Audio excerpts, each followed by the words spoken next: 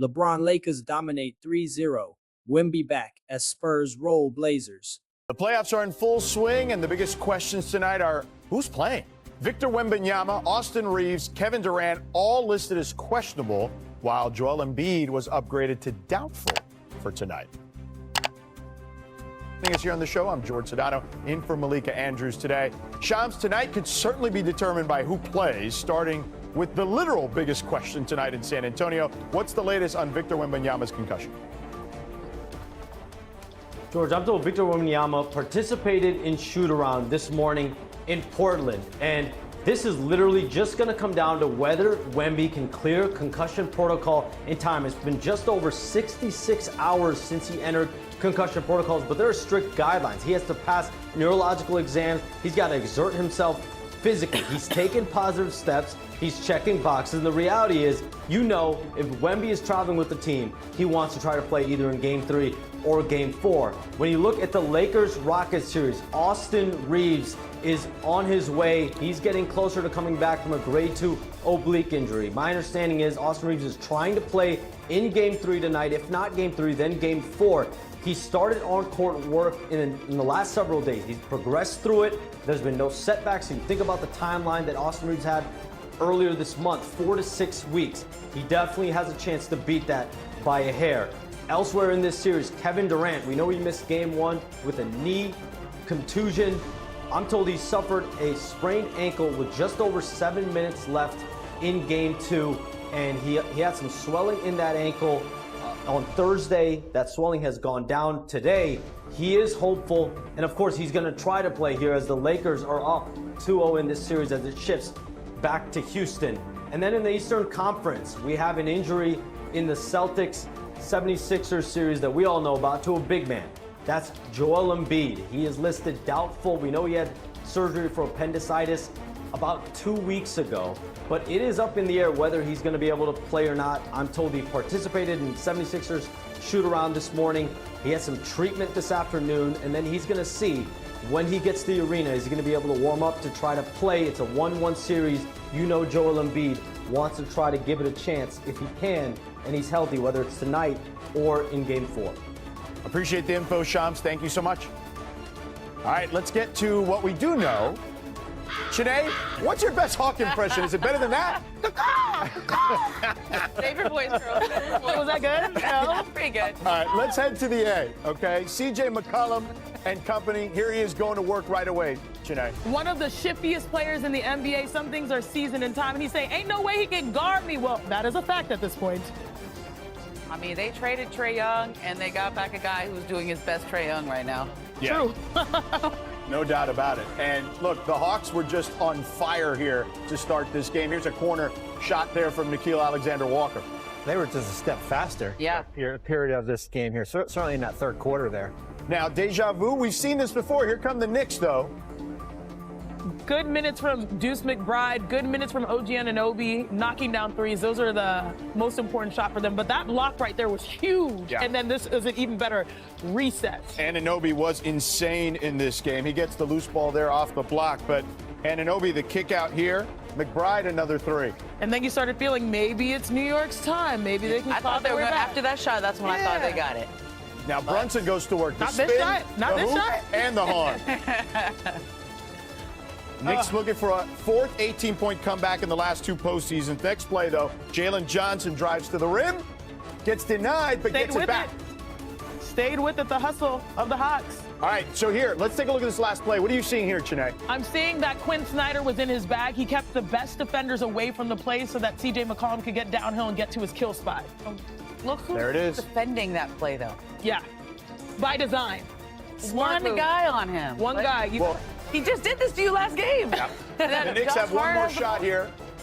Brunson tries to get it to Hart, can't get it. Here come the Hawks, and this will be it.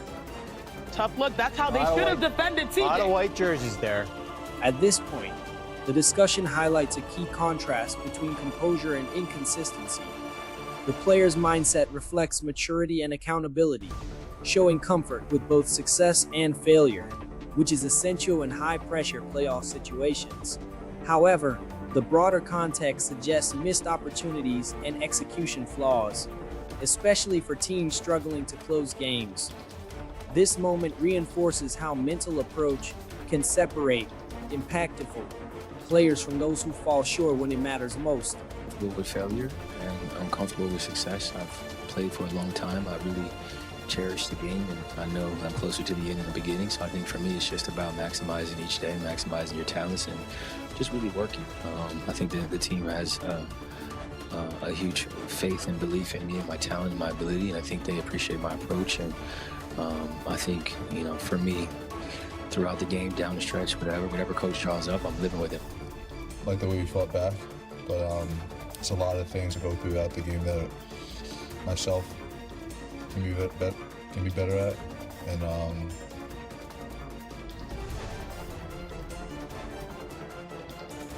missed opportunity for sure. Tough loss for the Knicks for sure. We're joined here at the desk. You already heard Chiney Ogwumike, Ramona Shelburne, Bobby Marks, George Sedano in for Malika. So Ramona, how do the Hawks have a 2-1 lead? Well, they're playing fast. They have an identity out there. They've been playing great in the second half of the season.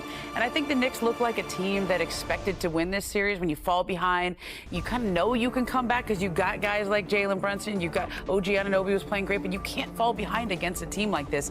It reminds me a little bit the way the Hawks are playing, or the way the Minnesota Timberwolves are playing. Long, athletic, fast. There's Kuminga.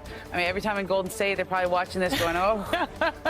But they have an identity, and the Knicks right now don't. And I think that's the difference in this series. The New York Knicks are experiencing, unfortunately at the worst time, a regression, especially a number of their stars are regressing. Meanwhile, the Atlanta Hawks are having a renaissance behind CJ McCollum, who has been phenomenal. And there are a couple of plays where we can break this down the stretch where he has been the clutch player, where people thought it would be Jalen Brunson. Here, he's been cooking 81 points through 3 games. So what do? You send the double team, but he's not panicked. Again, you heard him in the press conference. He's poised. He's going to get to his spot, put on the brake, skirt. Look how much room he created to knock down this shot with under 3 left. But let's talk about the actual shot, because again, the best defenders were off and out of the play. Here, you got to pressure the ball to make this at least difficult and get CJ moving from behind. Nice little butt screen by coming, and then you go downhill, and then you have a small person. So all he has to do is elevate to knock down the most important shots of the game. I love this play from CJ McCollum. A lot of people sort of looked at the Atlanta Hawks and said,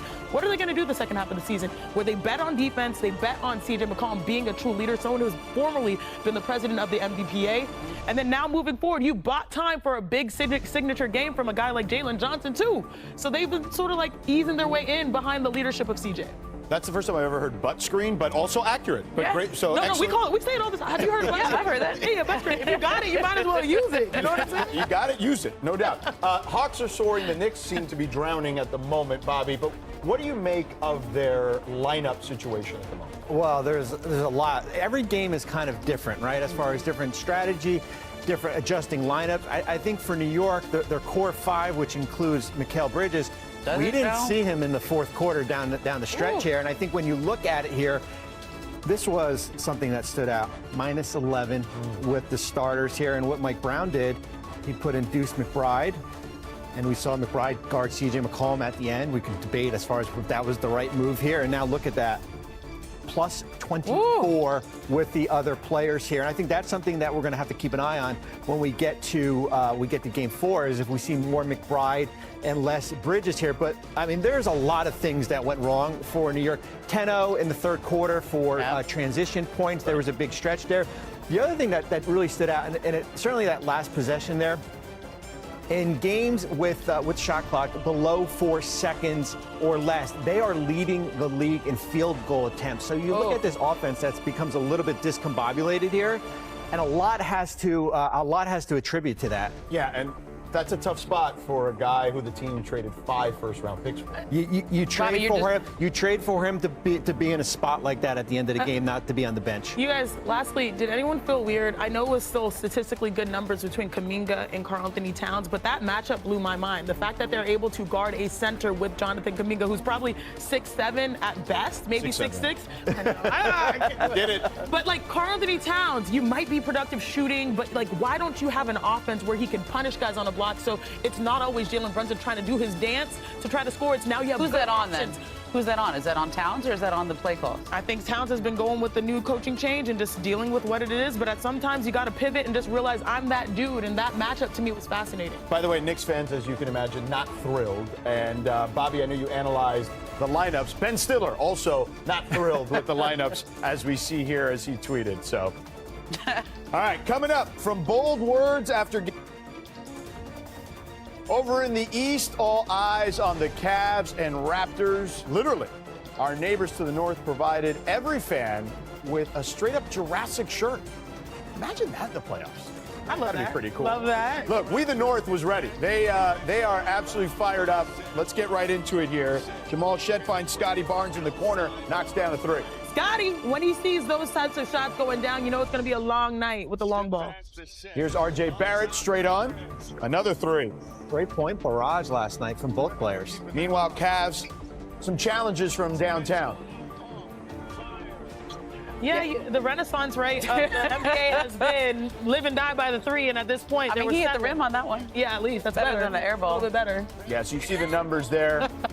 And then second half, Scotty Barnes. Look how much space he has. At the buzzer. Yeah. Got to the spot. We like that corner in the North. I think he got forgotten a little bit this year, but how good a season he had. True. Jamison Battle. Some people now. 4 triples in that game. Later in the fourth. Oh, come on. Corner three for Barrett. That pretty much sealed it. Under 3 minutes in the fourth. Raptors up 20. Barnes tips the loose ball to Barrett. Finishes it with the layup, the hoop, and the harm. Toronto wins game 3. All right, however, it wasn't all losses for the Cavs, though. In case you missed it, Cavs forward Jalen Tyson's younger brother, Jordan, was selected number 8 overall to the New Orleans Saints in the NFL draft. An emotional night for the Tyson family, as one of their sons is playing in the NBA playoffs and the other is now officially an NFL player. 2 brothers are about 2 years apart there. And before the game, Jalen took to social media and posted a picture of the two saying, "Your day, brother. Love you to death." And, you know, it's funny, when you were watching the draft, you could see that Jordan was on an iPad watching Jalen's game while that was all going down. It was pretty. The overall scenario shows how the playoffs are often dictated not just by talent, but by availability and health.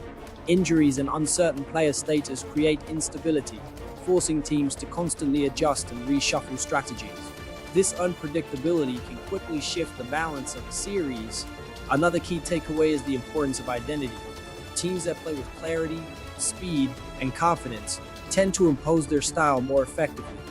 On the other hand, teams lacking cohesion often rely too heavily on individual performances, which becomes a weakness over time. Clutch performance also stands out as a defining factor. Players who remain calm and decisive in critical moments can completely change the outcome of games. This ability is not just about skill, but also experience and mental strength under pressure.